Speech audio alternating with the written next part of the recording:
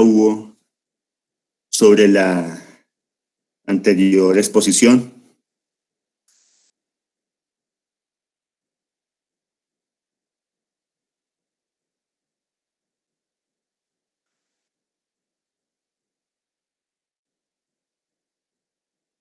¿Quedó todo bien claro?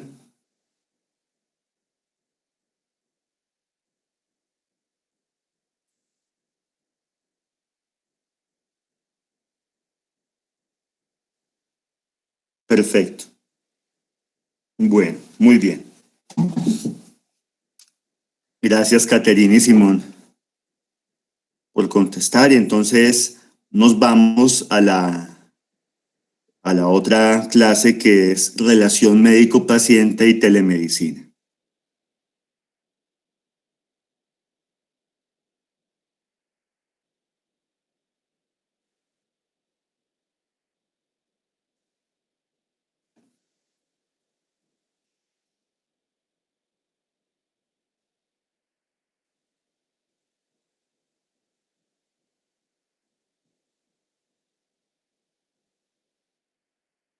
Ujú. Bien, ahí se está viendo bien. Sí, doctor, ahí se ve. Perfecto, gracias. Entonces, vamos con este tópico. Esta es otra clase que no estaba en el diseño original de, de esta asignatura, pero ante las circunstancias y ante el boom que ha tenido y que va a tener, la telemedicina llegó para quedarse. Es bueno que la conozcan bien. Obviamente, muchas de las especialidades lastimosamente necesitan la presencialidad. Oftalmología, otorrinolaringología. Cuando se interviene, cuando se hacen procedimientos quirúrgicos, ginecología, pediatría, dermatología, y definitivamente son presenciales sí o sí.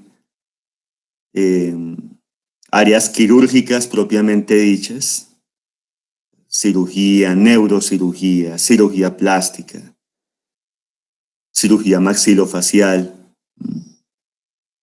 ortopedia y traumatología, urgenciología,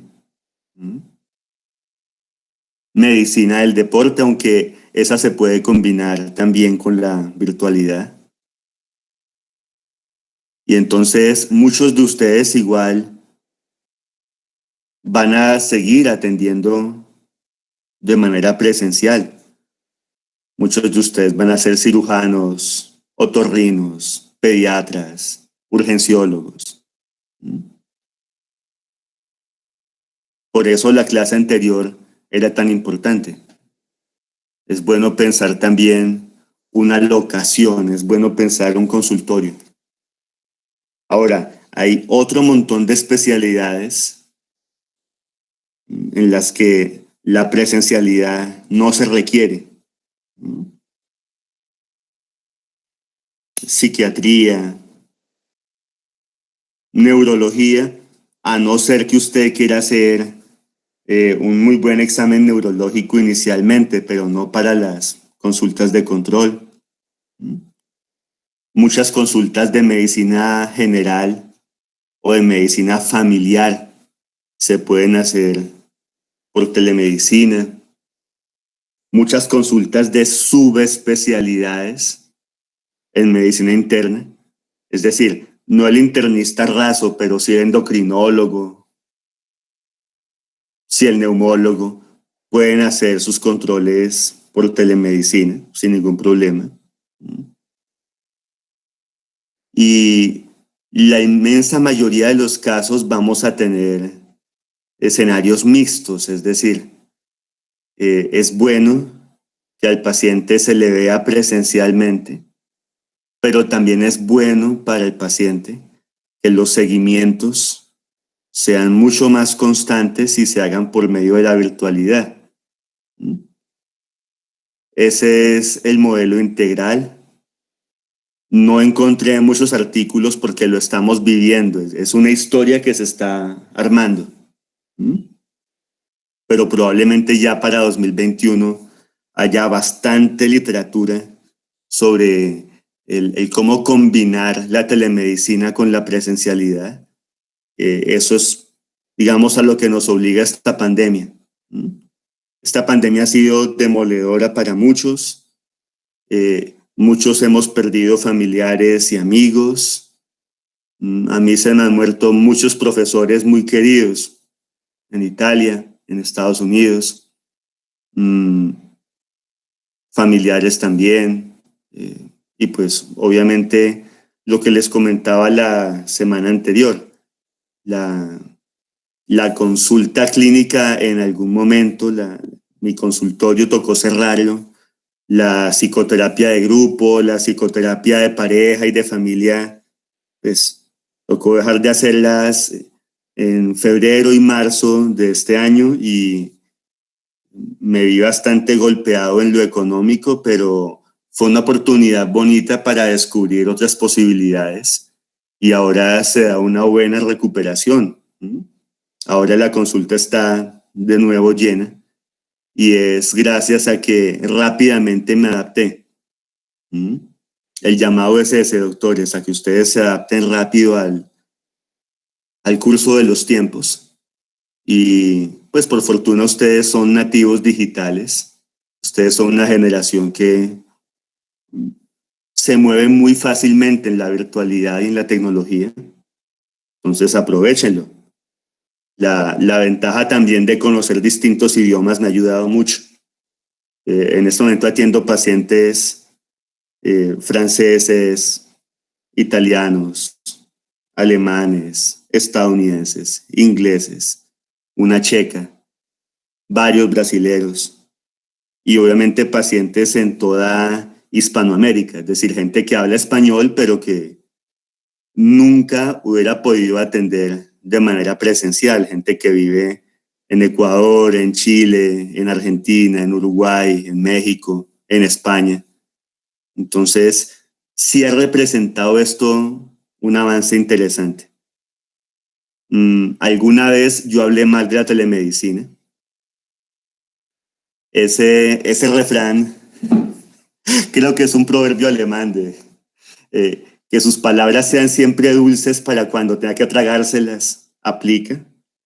Menos mal no fui muy agrio cuando ataqué la telemedicina, porque efectivamente lo que uno critica después puede terminar usándolo, ¿no?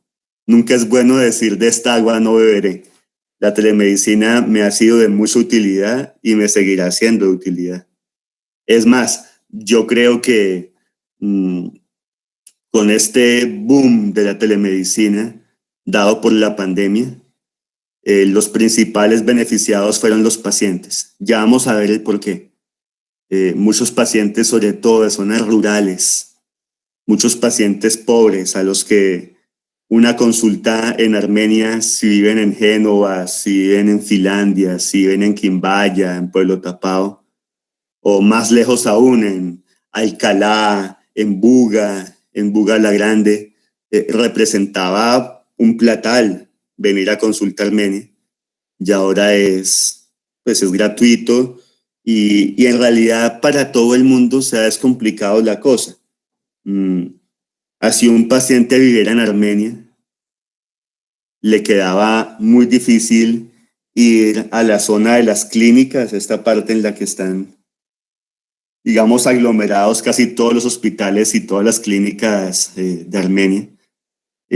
No sé si alguna vez ustedes han intentado aparcar ahí, es un infierno. No hay parqueaderos suficientes, no hay sitios. Si usted trata de dejar su auto ahí en alguna bahía, le cae la policía de tránsito. De hecho, he visto muchos policías de tránsito felices rondando por ahí se hacen literalmente su agosto. Y no era fácil de verdad trasladarse ahora, gracias a la telemedicina. El paciente ocupado, el profesor, el médico, el ejecutivo, el empresario, pues simplemente sabe que si la cita es a las 10 de la mañana, no es sino cuestión de encender su laptop o inclusive su propio móvil, su celular, y ya ahí está en la consulta. Es ventajoso, es bueno. Ahora, esta conferencia la quise abordar desde distintas perspectivas porque la telemedicina también tiene sus exigencias. No cualquier cosa es telemedicina. Hay que hacer telemedicina de alta calidad.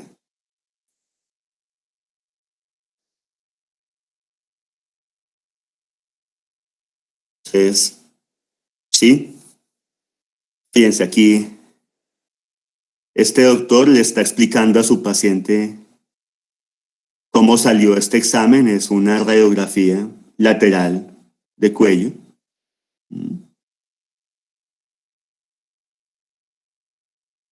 Está bien presentado.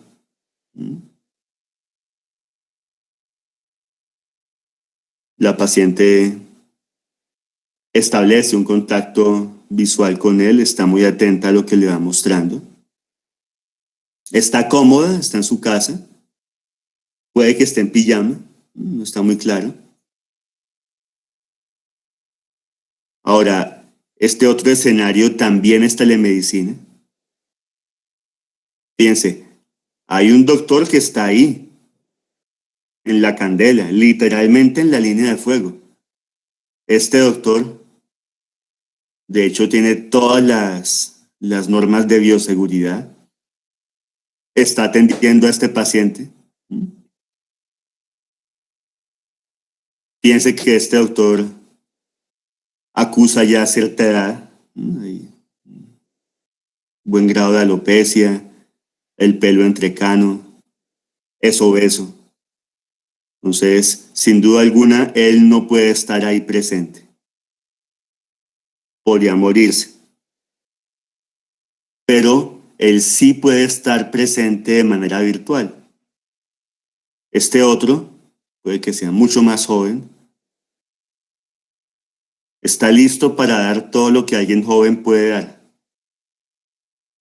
Se arriesga, está ahí en el contacto con el paciente. Y este está listo a dar todo lo que un médico experimentado puede dar.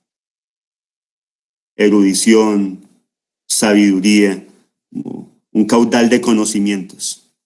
Bendita sea la telemedicina, que hace que este doctor le pueda preguntar a este otro en tiempo real. Es que eso es lo más hermoso. Porque ya vamos a ver eso. Digamos, los primeros intentos de sistematizar y de digitalizar historias clínicas son de los años 80 y 90, pero pues uno no puede decir que es telemedicina simplemente tener su historial clínico grabado en un sistema. Eso no es telemedicina. Telemedicina es cuando se da así en tiempo real la asistencia del paciente. Es como si este doctor estuviera ahí. Y al mismo tiempo permite la comunicación clara y fluida en tiempo real entre distintos médicos.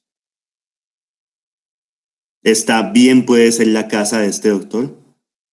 Obviamente hay que acondicionar un cuarto apropiado para poder hacer telemedicina desde su hogar. Ahora, no siempre es desde el hogar.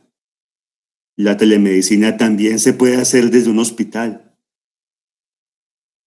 Es más, muchos médicos que van presenciales a hospitales y clínicas hacen igual telemedicina aquí en Colombia desde hace 4 años, orientando a médicos de otras ciudades. Hay un programa pionero en ginecobstetricia con manejo de abruptio de placenta o de placenta secretas o de placenta previa. Muchos ginecobstetras de todo el país sé de primera mano porque soy amigo de este ginecólogo de la Fundación Valle del Lili en Cali, que hace la asesoría a todos los médicos de todo el país. Él es un experto en placenta previa. Nadie sabe más en Colombia que él de eso. Y por eso mismo, un médico que esté en Pereira, en Manizales, o más difícil todavía, un rural que esté en Alcalá, o en Altamira, o en Cereté, etcétera, tienen la ventaja que en tiempo real este doctor, Álvaro José Nieto, les da justamente la asesoría por vía virtual, hace telemedicina y les va aconsejando a estos médicos, sean ginecólogos, sean médicos familiares, sean médicos generales o sean rurales, les aconseja cómo manejar este escenario difícil en ginecobstetricia.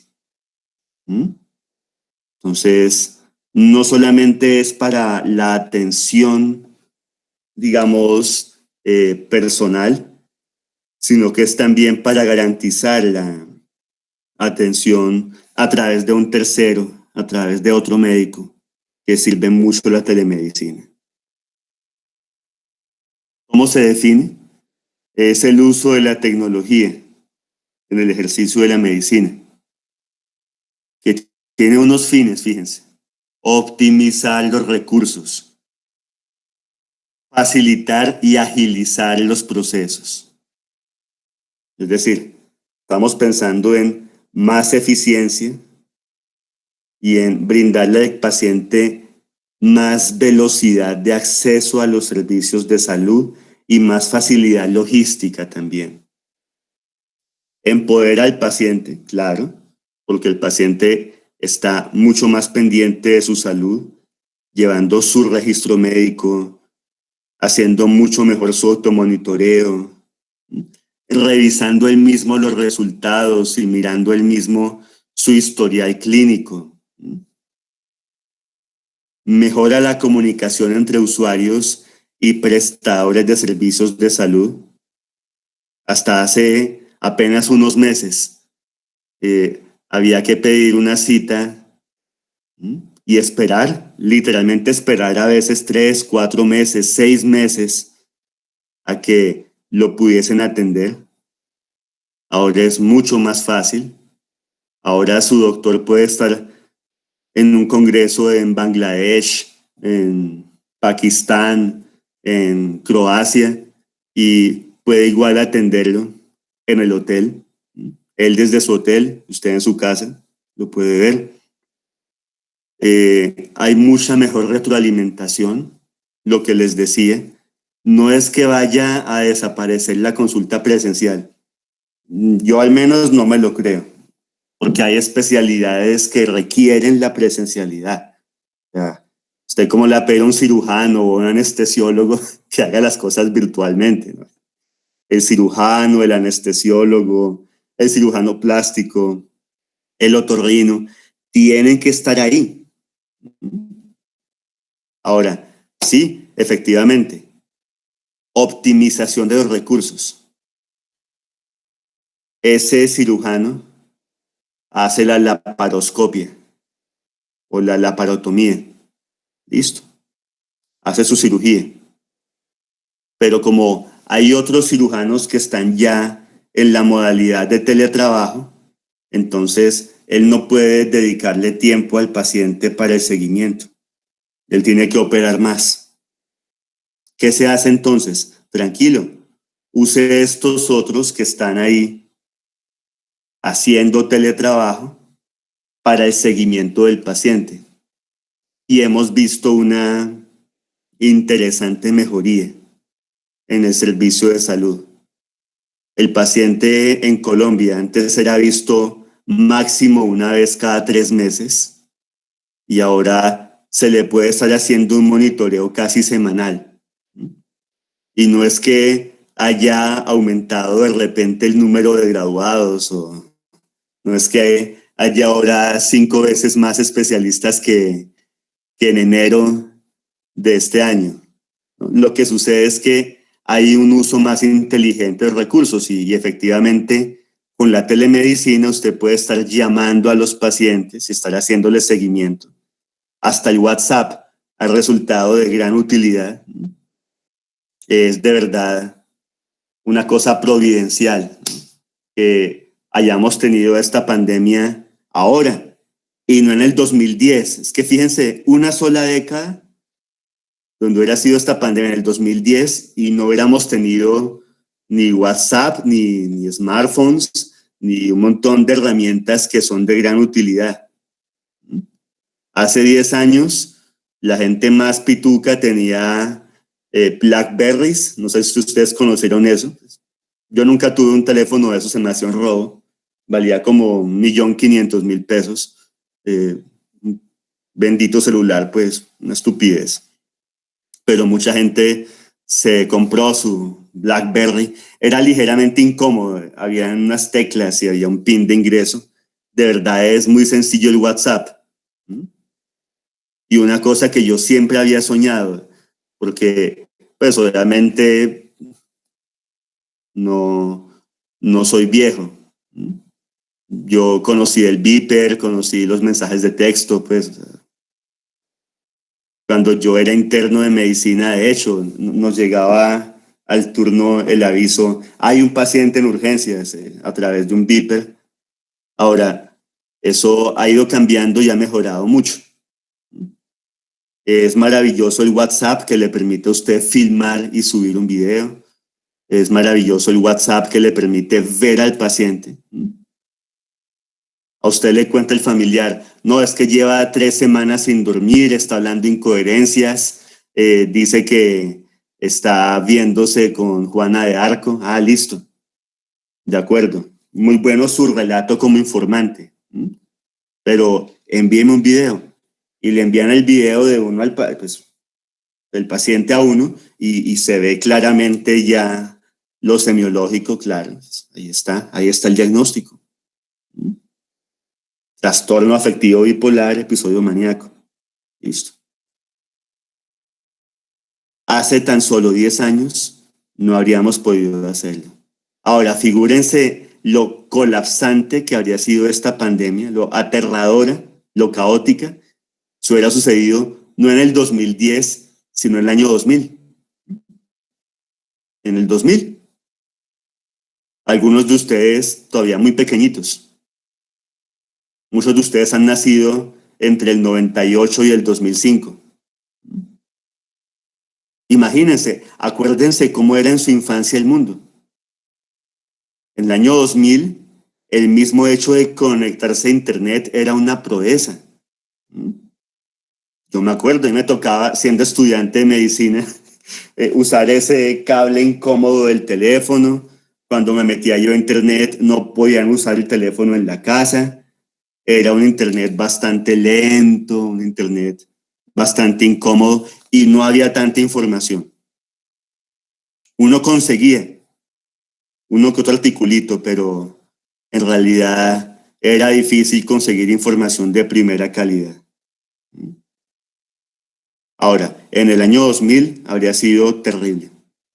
Muy probablemente muchas especialidades que no requerimos presencialidad. En el caso de la psiquiatría ni siquiera hay que hacer examen físico. Habríamos tenido que igual haber estado presentes y eso habría dado una gran tasa de mortalidad. Si ustedes ven las estadísticas de esta pandemia, justamente los países más atrasados, el caso de Irán, el caso de Arabia Saudita, todos los países de África, todos, desde el más moderno, el más desarrollado como es Sudáfrica, hasta países muy atrasados como son Angola o Nigeria, han tenido gran mortandad de personal sanitario. O sea, los países en los que no hubo internet y no hubo telemedicina tuvieron gran cantidad de médicos muertos y lo siguen teniendo. Esto permite que muchos médicos se puedan cuidar. Y esto también permite que muchos pacientes se puedan cuidar. Muchos pacientes que tienen VIH, que tienen enfermedades inmunológicas, enfermedades reumatológicas, muchos pacientes ancianos, muchos pacientes con cardiopatías o con neumopatías, muchos pacientes que tienen más de 50 años, o peor aún, más de 60 años, muchos pacientes diabéticos o con otro tipo de metabolopatías. Y también muchos doctores que tienen estas enfermedades crónicas se han podido salvar gracias a la telemedicina. Ahora, si usted es un paciente diabético, hipertenso, hipotiroideo, y además de eso toma corticoides y está inmunosuprimido y se partió un brazo, pues se fregó. Le toca ir presencialmente a que el ortopedista le ponga el yeso. Pero si usted es un paciente, lo mismo, diabético, hipertenso, hipotiroideo, que toma corticoides, está inmunosuprimido y tiene una necesidad de un control de cita médica para reformulación, para que le manden de nuevo la metformina y el losartán y la levotiroxina. Hombre, qué dicha, qué tranquilidad poderlo hacer desde su casa sin contagiarse. Qué maravilla cuando le llega a su WhatsApp su historia clínica o a su correo electrónico, o cuando le mandan la fórmula médica también por vía digital. Qué maravilla cuando usted, siendo un paciente con VIH o con alguna enfermedad crónica, no tiene que hacer filas en su EPS, sino que puede autorizar y hasta facturar y agendar de manera virtual. Que el copago, hombre, ya casi todos los hospitales en el mundo, pues al menos en el mundo civilizado, han incorporado ya la transferencia, el pago electrónico sin ningún problema. Entonces, usemos esto, que es para bien, que protege la vida. Si no hubiera habido telemedicina, no estaríamos en 1 millón de muertos, como ya los hay por COVID-19, sino tal vez en 7 millones de muertos ahorita, a fines de septiembre de 2020. Se acerca la segunda oleada. Como les decía, ya empieza a hacer frío en Europa. Para noviembre y diciembre se va a recrudecer el invierno, obviamente, y pues, la segunda oleada va a ser brava tanto en Europa como en los Estados Unidos. Ahora, ya no va a coger con los calzones abajo a los países europeos. Ya hay unos avances en el diagnóstico, en el tratamiento, y ya la gente se está cuidando más. El país europeo en el que más médicos murieron fue Italia. Casi 120 muertos. Es triste. 120 muertos por COVID-19. Es una tragedia. Un solo muerto es una tragedia. Tengan en cuenta esto. Un solo muerto. En Uruguay, por ejemplo, hubo solamente un médico muerto. Igual fue una tragedia. Era un destacado neumólogo, brillante, y tenía apenas 52 años.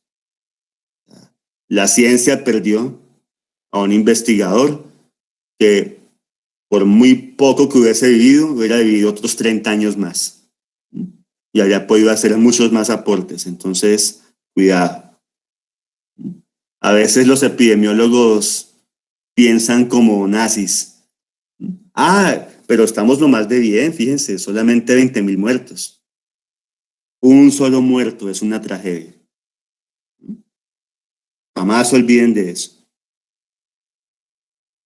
Una tragedia, además de una enfermedad que pudo haber sido contenida en su ciudad de origen si no hubiera habido una dictadura corrupta como la dictadura comunista china, en vez de alertarle al mundo, lo que hizo fue torturar y encarcelar a los médicos que estaban dando la voz de alerta el año pasado. Ya está claro que desde octubre de 2019 el gobierno chino estaba censurando a los médicos que intentaban dar aviso de este brote en Wuhan. Y ahora fíjense en las que estamos. Y estamos además fritos, es decir, esto va a durar además por lo menos 4 o 5 años. Entonces sí, sepamos usar esto. La telemedicina sirve, es útil. Hay ventajas a nivel logístico, claro, todo se hace más fácil. A nivel económico, es mucho más barato pagar internet en su hospital, le cuesta 100,000 pesos, a que cada uno de sus médicos, enfermeros, auxiliares, camilleros, administrativos, se desplace, sea gastando gasolina de su propio auto, o sea tomando el metro o el tren, o en caso colombiano el bus, la buseta, la chiva en algunas ciudades, el metro en otras. Es bastante más costosa la presencialidad. A nivel sanitario, si no hubiera sido por la telemedicina, en Colombia no tendríamos 27,000 muertos, sino tal vez 130, estaríamos ahí nomás detrásito de Brasil. El sistema pudo haber colapsado muy fácilmente. En mayo, un profesor mío, es una eminencia, que de hecho es el que está asesorando a la OMS en Colombia. El doctor Carlos me dijo, Colombia no está preparada, va a haber una mortandad salvaje si no somos inteligentes, si no somos recursivos.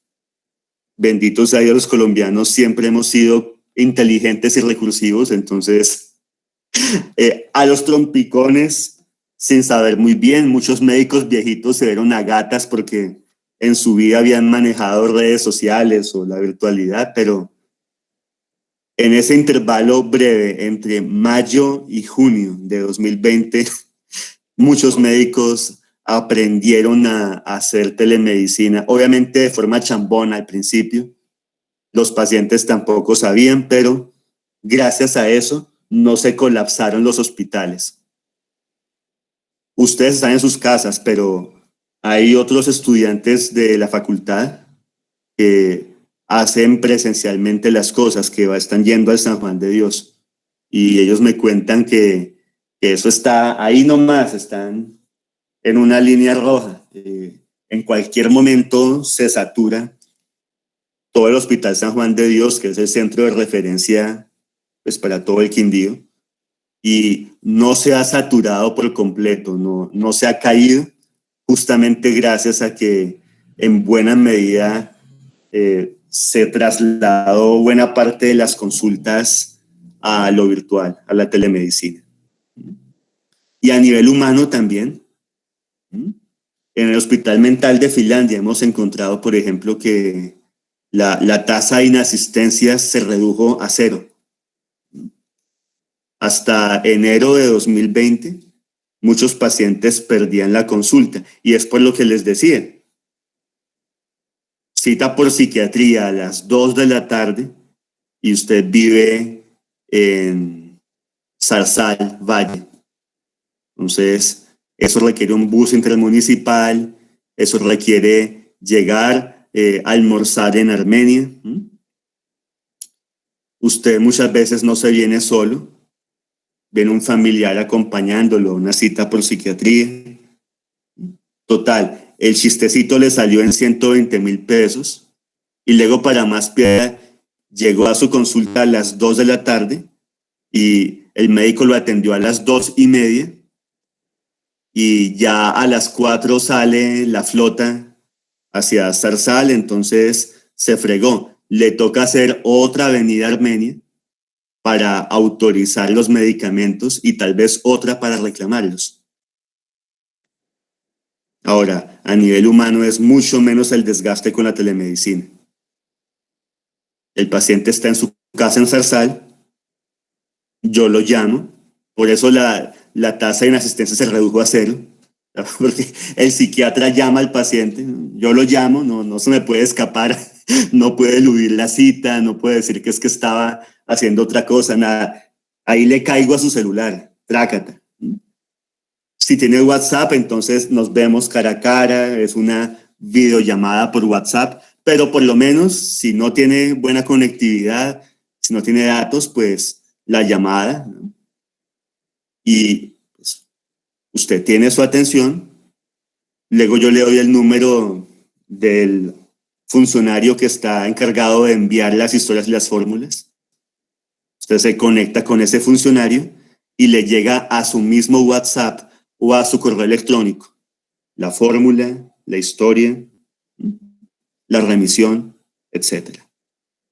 Y lo que les decía, estaba incómoda la cosa porque todavía muchas EPS exigían ir allá a autorizar, pero ya desde principios de septiembre está la posibilidad de la autorización electrónica. Es decir, el paciente no tiene por qué moverse de su casa, está a salvo. La idea es esa, que el paciente esté a salvo, la seguridad del paciente. Ahora, hay quien le dice a uno, no, pero yo tengo un sobrino que vive en Armenia y él viene para Zarzal el fin de semana. Yo prefiero eso, a mí no me cuadra eso de mirar el WhatsApp ni el correo electrónico, o yo no sé manejar. A ustedes les parecerá insólito, pero no es insólito. Hay gente que tiene más de 70 años que no sabe manejar lo más simple, un correo electrónico, no tienen idea. Hay mucha gente en Colombia de más de 70 años que ni siquiera ha abierto un correo electrónico en su vida. Entonces, para esos, de pronto sí, el sobrino, el familiar, el amigo puede ser de utilidad. Pero de todas maneras, la idea es que para el 2021 ya tengamos una telemedicina de alta calidad en el país. ¿Qué horas son? Perdónenme porque yo aquí no puedo ver la hora. ¿Qué horas tenemos?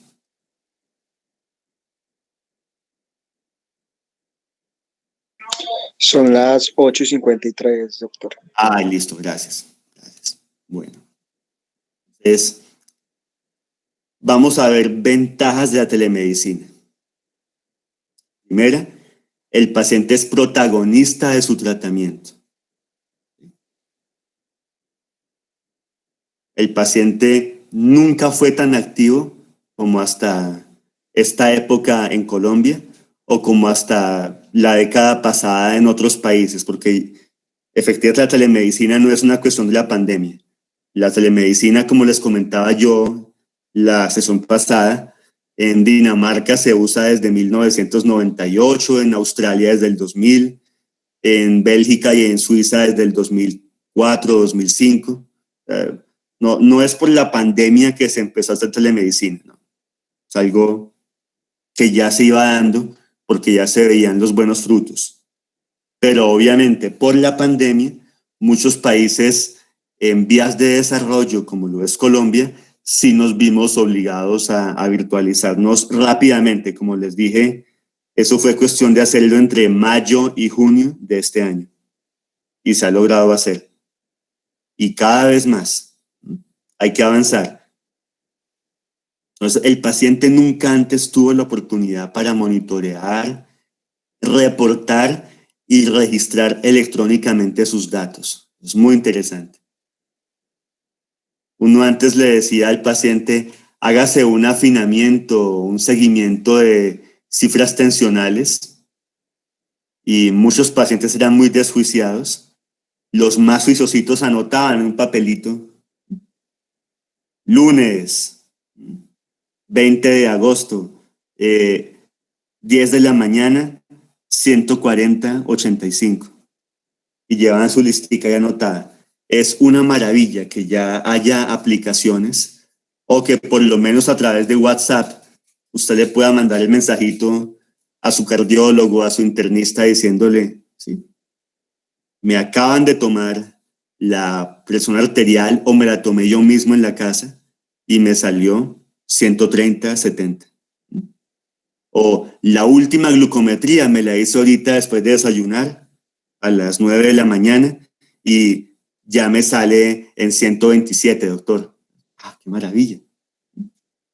El paciente está ya empoderado, es ya protagonista de su tratamiento gracias a la telemedicina.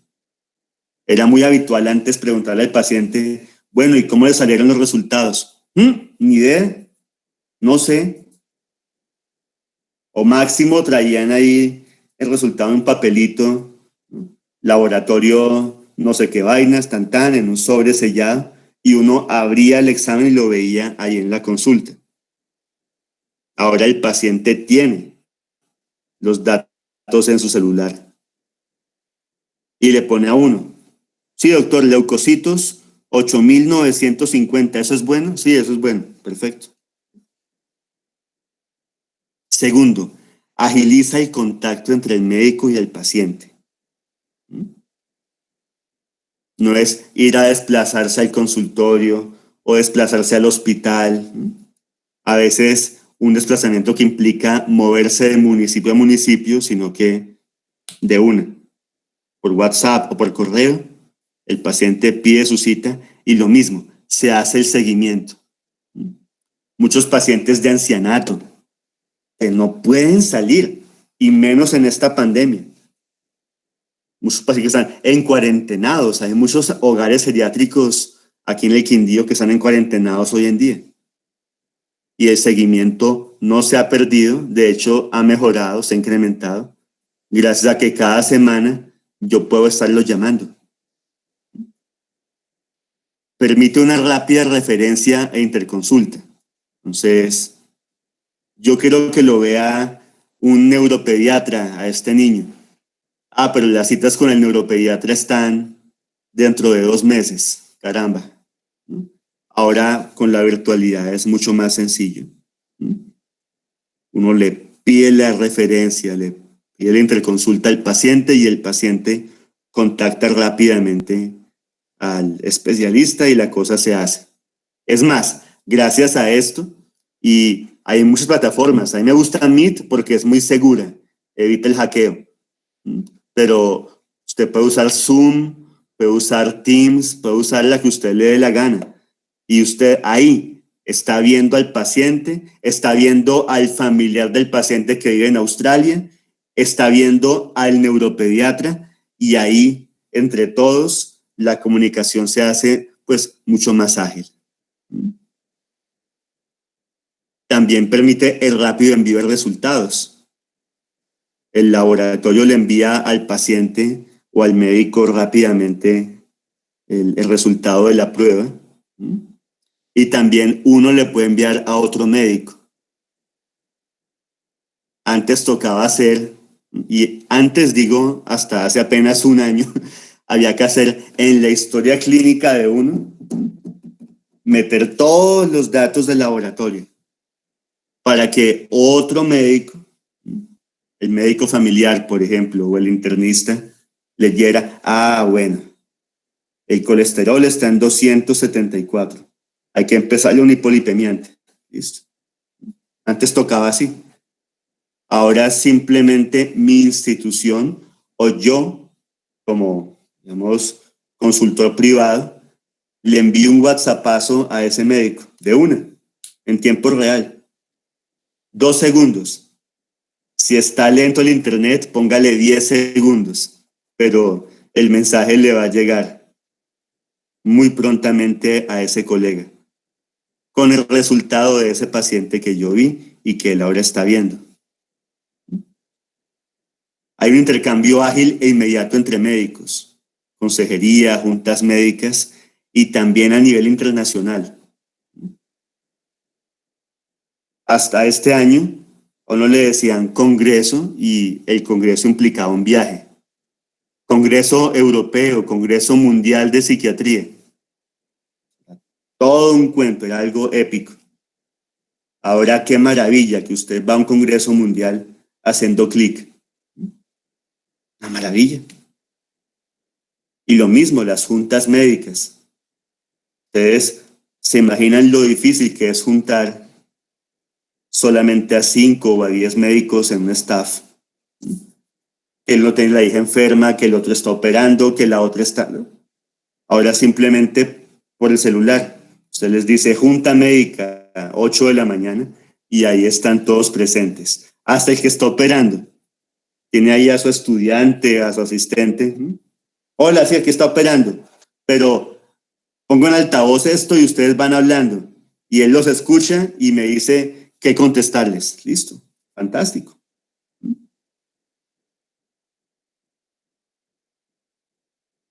Permite la interconsulta interactiva, lo que veíamos en la fotografía. Es decir, el doctor que le está preguntando a este otro doctor, bueno, ¿qué hago con este paciente? Facilita las terapias de familia. Como les decía, yo me vi a gatas, yo dije, ¿ahora qué hago con este virus para mis terapias de familia o de pareja? Tranquilo. Para eso está la plataforma, todos se conectan. Si hay distancia geográfica u otros factores, el papá está de viaje, la hermana favorita está de intercambio en España, etcétera, ya esas distancias, esas dificultades quedan superadas. Todo el mundo está presente en Meet. El registro electrónico de antecedentes y datos clínicos pues permite que se pueda ayudar con más precisión y eficacia. Esto es muy importante. Inclusive ya se hace en algunos países, en Australia, por ejemplo, en la tarjeta de identidad, en el documento de identidad, está el microchip que puede ser leído en cualquier hospital del país. En ese microchip está toda su historia clínica. Ahí está todo, ahí está que usted es alérgico a la cefalosporina, usted se fracturó a los 9 años, usted toma fluoxetina, etcétera. Todo está ahí metido. ¿Y eso por qué es útil? Porque finalmente no siempre el paciente es buen informante. De hecho, los únicos pacientes buenos informantes son o enfermeros o médicos. La gente es muy circunstancial o no sabe relatar bien la enfermedad actual. Hay que ayudarlos. O mucha gente tiene retraso mental, o mucha gente es menor de edad, o mucha gente tiene demencia, enfermedad de Alzheimer, o simplemente llegan con estado alterado de conciencia, un golpe en la cabeza, un shock hemodinámico, un paciente que llegue en coma o que llegue obnubilado a urgencias, nunca le va a relatar a usted sus antecedentes bien relatados. Qué dicha que está ya la tecnología. Como les digo, ese microchip que se usa tanto en Australia, ya también para diciembre de este año, los hospitales alemanes van a estar completamente llenos y yo espero que al menos los hospitales acreditados en Colombia estén ya con el servicio del microchip para febrero o marzo de 2021. Vamos avanzando. Y obviamente la telemedicina facilita el automonitoreo en el paciente. El paciente esté muy pendiente de sus cosas y el monitoreo a distancia, lo que les decía. Puede que sigan yendo con el cardiólogo una vez cada 2 meses, pero se están viendo con el otro cardiólogo o con el médico familiar que hace la consulta de crónicos complementaria a través de la telemedicina cada semana. Vamos a dejar en esta diapositiva porque ya son las 9. Tengan en cuenta el punto 10. Uso de redes sociales y aplicaciones para grupos de apoyo. Ustedes se meten a Facebook o a Instagram y encuentran ya un montón de grupos de pacientes, de familiares, de pacientes y familiares o de pacientes, familiares y médicos. Y hay preguntas y respuestas, hay videos. La gente está mucho mejor informada gracias al uso de la telemedicina. Muchas veces le tocaba a uno ingeniarse un folleto con los estudiantes de séptimo semestre. Yo hacía eso hasta el año pasado. Un folleto. ¿Qué es la esquizofrenia? ¿Qué es la depresión? Para que la gente pudiera irse leyendo el folleto y saber algo más de su enfermedad en casa. Ahora es mucho más fácil. No hace falta ni un folleto, no hace falta gastar papel, no hace falta tumbar árboles, ¿no? Usted le dice al paciente, ingrese a la página del hospital.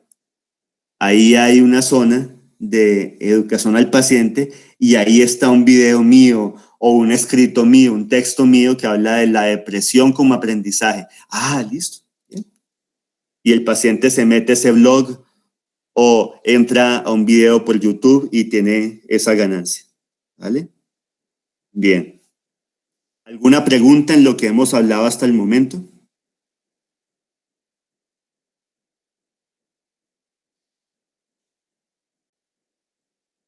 Está todo bien claro, ¿cierto? Es bien sencillo mi estilo. Bueno, cuídense mucho. Nos vemos en la siguiente clase. Que lo pasen bien. Hasta luego. Dios los bendiga.